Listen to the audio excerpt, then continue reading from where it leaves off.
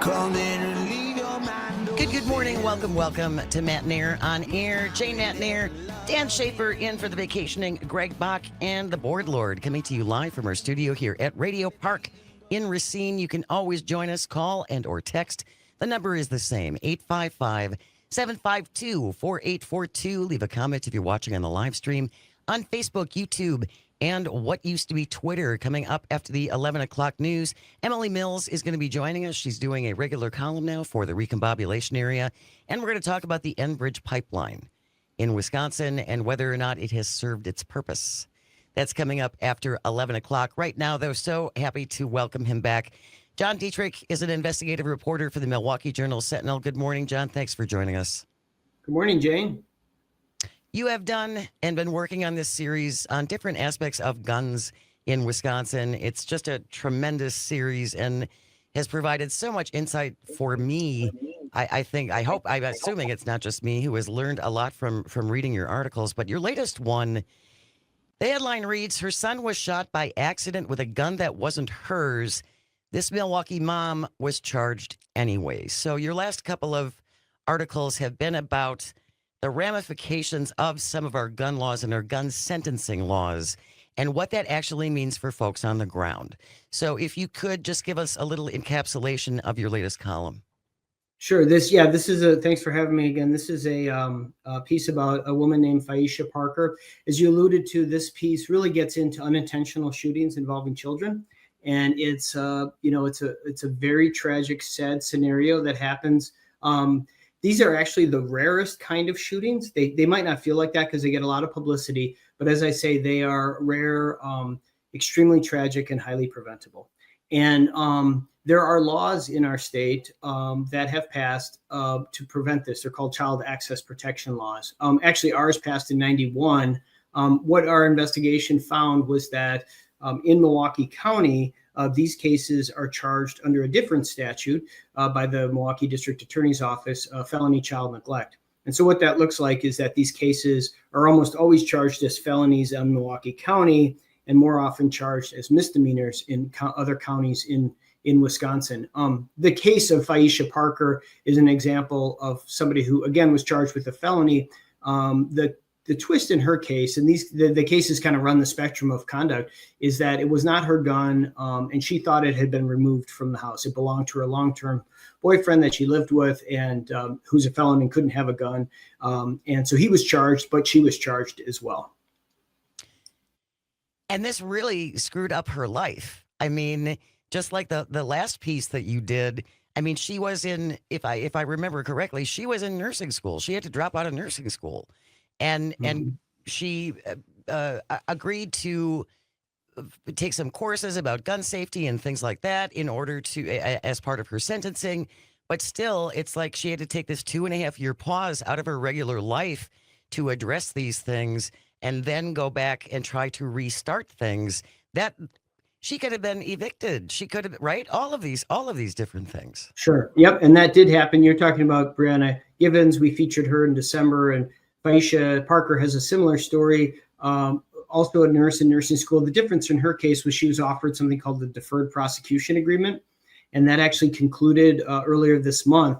And what that meant in the end is that the case will effectively disappear. It'll take 2 years for it to leave CCAP, so it'll still be out there, but it says that it's dismissed. So she has been able to stay in nursing school, finish, though she was kicked out of her apartment. Her landlord said, "You got to go, and if you don't go, I'll evict you." And she didn't want that on her record. She was homeless for a while, lost her job, because again, getting charged with a felony has ramifications, even if in the end it ends like in her case with a deferred prosecution agreement. I'm embarrassed to say this, but I probably have been one of those people in the past who are like, the parents should be charged. When these things happen, it's the parents' fault, and there needs to be some accountability, and they should be held responsible. But there are nuances in all of these cases that I think a lot of us don't appreciate. Well, yeah, go ahead, Dan. Well, I think that's just what I appreciate so much about this reporting is just like that. It really shows where the rubber meets the road with these, to how these laws are practically applied in these certain senses, instances. And I so appreciate these types of deep dives that really show how it impacts real people in their lives. Yes. Yeah, thank you for that. I mean, my editor, Greg Borowski, on this project, and Daphne Chen, we really worked in the initial piece and in this one as well to not simplify, but really to complicate the narrative. It's not complicated. I think it's just reflecting it as it really is. Just don't hear me like we're saying that people should or should not be charged. We're trying to just change the lens and the perspective. So, Matthew Torbenson is the deputy district attorney who handles these cases. And, he's the one who sees the autopsy photos of these children when they die and the horrific. And he's, and he will say, and he's told me repeatedly, this is so avoidable and there has to be accountability. And, so you have that side of it, and you do have, what is appropriate and would charges be effective in preventing these? That's sort of at the heart of this is the fear of going to prison going to be greater than the fear of protecting your child? And then maybe that is also just the realization, that in the case of Faisha Parker, this firearm was kept in a ceiling panel, up above the ceiling. So it wasn't hidden. But again, this is a 10 and a 13-year-old. So that might not be sufficient, right? As it would be for, say, a 2 or 3-year-old. So being conscious that these are avoidable. But it's, I guess, and we've heard this from readers who've come back to say they're grappling with it. And I've been on a couple of different shows, and it's really interesting to hear some of the feedback from people is that people are really grappling. And that's kind of, was the person, not to pull anybody's chain, but just to say, like, here's how complicated this is. If you're just joining us, John Diedrich is our guest. He's an investigative reporter for the Milwaukee Journal-Sentinel, and he's been doing a series on guns in Wisconsin. The latest one featuring a story about Faisha Parker, whose longtime partner should not have had a gun, did have a gun, which ended up wounding her son. He has since recovered, but as you said, then there were charging instances because of the laws in Milwaukee County. Do we know, John, why things are so much more severe in Milwaukee County as opposed to the rest of the state? Well, we do. And just numbers wise, we do have because our project looked at unintentional shootings across Wisconsin. So we looked at about 200 shootings, injuries, and fatalities over 8 years. And half of those are in Milwaukee County, which is disproportionate for the population. We have a big population, but not that big. And so it's complicated. It's not totally clear. There's some research actually going on right now that's going to come out later this year that's going to talk a little bit about why some of this might be the case. But the frequency is partially what drives Matthew Torbenson, the prosecutor, to charge him as it is, because he said if these were more rare, they might, I don't know if it would happen differently, but for him, it was like, hey, these really picked up, and they picked up before and definitely during the pandemic. So we felt like we needed to do something. And he was all for the series because he wanted, the knowledge to be out there. But, I think a big part of this, as I talk to gun trainers, especially those who work in the city of Milwaukee, is trying to really talk about in a pragmatic way, okay, we're stipulating to you having a gun, because sometimes the language will be just get rid of your gun or so forth. And, that's fine. I mean, but if that's not going to be the case, then how can we talk about this? Let's get real. You want to keep a gun for home defense and you have little kids. How can you do that? And there's really good technology out there. And it requires thought and preparation, which is actually language that really speaks to gun owners. Thought and preparation, like what's your plan? And so I've talked to, gun trainers who go into people's houses and do this kind of preparation. Jair Vance, we went along with him.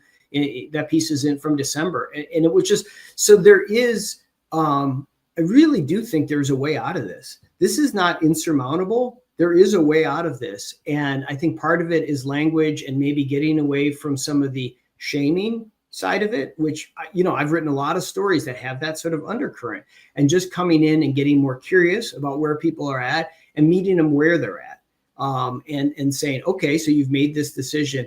what preparation have you made for that defense plan, and also for who's in your house.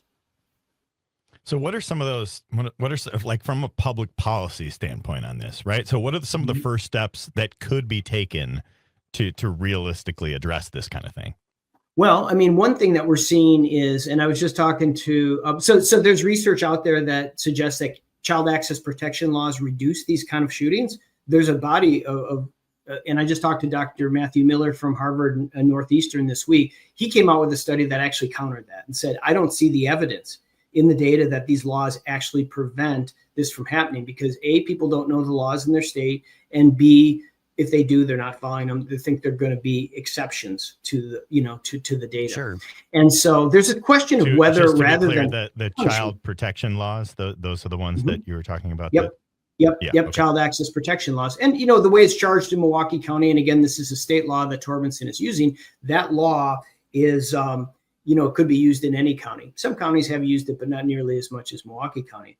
So some of what I'm hearing when I talk to Dr. Miller and others who are in the harm reduction space is, hey, can we put all that effort on punishment? Maybe the punishment stays there, but can we put more effort on the front end on training, and maybe devices that are not so questionably worthwhile as cable locks? Like, cable locks are everywhere. They come with every new gun. You kind of get what they pay for. They're free, right? They're kind of garbage. And they're kind of handed out all over the place. I talked to one researcher and she said, well, they're really symbolic. I said, they're symbolic. I mean, people are giving them out like smoke detectors, not symbolic, but like, this is the answer.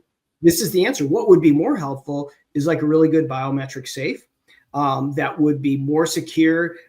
There's different kinds of safe technology, but again, you run into a socioeconomic barrier there. Those could be 100, 200 or more. Actually, there's a bipartisan bill coming out of Madison right now that would make those safes state tax free. And so that's something, but that's just going to take a little bit. Actually, in Philadelphia, they're doing a giveaway, a safe. It's a means, a means measured giveaway by a hospital in Philly. So it's those kinds of things. It costs money, it takes time, but it's really getting in on the front end of this thing that I think is where I'm seeing some of the discussion and movement now. John Diedrich is our guest, an investigative reporter with the Milwaukee Journal Sentinel, and I highly encourage you to go back and read some of his earlier articles about guns in Wisconsin. And you've covered everything from talking to gun owners and what they think is important and what they think are priorities.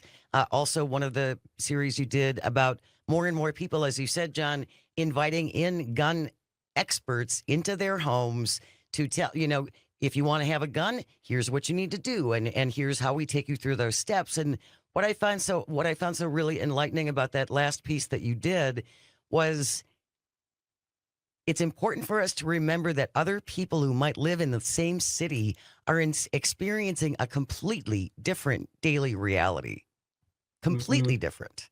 And that just really came home to me in that last article, with a woman who she was walking into her house and somebody pulled up in front of her house and they held a gun to her head. And so there are neighborhoods where this is not an uncommon occurrence. Might be in my neighborhood, not so much in every neighborhood in the city. Yeah, that's a really good point. And there was a physician that I spoke to who works in this area, and he said, when I say that somebody shouldn't keep a gun for home defense, and I can point to data, and he said, but that's also a position, of some privilege. I'm a white man living in the suburbs of Madison, and, things are pretty safe and well policed around me. And that's not to say somebody should or should not get a gun, but it was just an idea of a perspective that risk is not distributed evenly. And I think that's important to remember. We're going to continue our conversation with John Diedrich. You can always join us at 855-752-4842. Stay close. You are listening to the Civic Media Radio Network. Good morning. Welcome back to Matt Nair on Air. Jay Matt Nair, Dan Schaefer in for Greg Bach, and Dr. Slide on the board, coming to you from our studio here at Radio Park in Racine. You can join us, call or text. The number is the same, 855-752-4842. Leave a comment on the live stream if you're watching on Facebook, YouTube, and what used to be Twitter. By the way, if you have the Civic Media app, you can also call and text directly from the app to whatever station you're listening to all across the state. So if you haven't downloaded it yet, I highly encourage you to do so wherever you get your apps. Just look for Civic Media, CIVIC, Civic Media. Download the Civic Media app. As Greg would say, it's absolutely free. John. Well, that's good that he's not here today to be saying those things. I've got to give him a hard time, and even in his absence. Even in his absence, absolutely. Yeah. John Diedrich is here for the Milwaukee Journal-Sentinel, and we were talking about his latest in a series about guns here in Wisconsin. This one focusing on the case of Faisha Parker, whose son was the victim of an accidental shooting. And we're talking about the different ways that these cases are charged, particularly in Milwaukee County.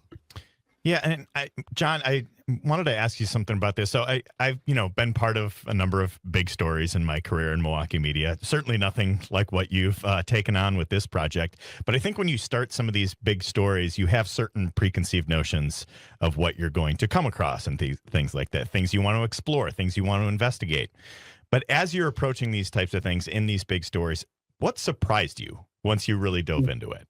Mm-hmm. Yeah, that's a great question. So this started off, I went in to do a fellowship at Marquette University called the O'Brien Fellowship in Public Service Journalism. And I went into this it was kind of vague exactly what I was going to do. It was going to be something about firearms, but I mean, like, what hasn't been done? It's a top 3 probably subject, or number 1, depending on what's happening in the country on any given day. A lot of people have written a lot of, excellent work on this. What could I say that was differently? And, so I spent time at Marquette. That's sort of the gift of a fellowship, is a little time, no pressure to publish, at least for a little while. And so, I just started absorbing a lot of studies and, podcasts and different stuff like that. And what I came across that was really interesting is that there was, a lot of interesting things that were being said and put out by gun owners. And I realized as I looked at a lot of what I had written in the past had been from the perspective of a non-gun owner. And I've been around firearms. I mean, I didn't grow up with guns, but I've been around them in my professional career a lot. I used to cover the military, so a lot of guns there, and then covered, law enforcement in Milwaukee earlier. So I don't know. So I just started getting into, and then the other thing I found out when I got into the community was that they definitely had ideas about how to solve issues around the misuse of firearms. And I think those solutions had not been publicized as much. They didn't always involve the government, for instance. So I wrote, for instance, I wrote a piece, and this opened up the whole project, was about Chuck Lovelace, who's up in Park Falls. He used to be in Dane County. And he owns a gun shop, and he started in Wisconsin something called the Gun Shop Project. It's in other states too, but he started it in Wisconsin. And what that is a grassroots effort for gun stores to open up for people to bring firearms in and sort of temporarily store them in times of distress, either by the gun owner or somebody else in their household. Not a red flag thing, no government involved, a place where somebody could come in. And kind of this organic effort, really. Yeah, in a way. Exactly. Yeah, and it really hadn't gotten any publicity. And once I went in there and talked to Chuck, and he was he was the one that really took the chance when I started. And I went in there, and that first piece started. Then the floodgates sort of opened up. I think somewhat because that piece was out there, and other gun owners started coming to me or being willing to talk to me about all kinds of things. And there was just a whole armful of stories. And so the other thing that I would say is that gun owners care very much about, guns and safety, and they know a lot about them, actually a lot more than non-gun owners do.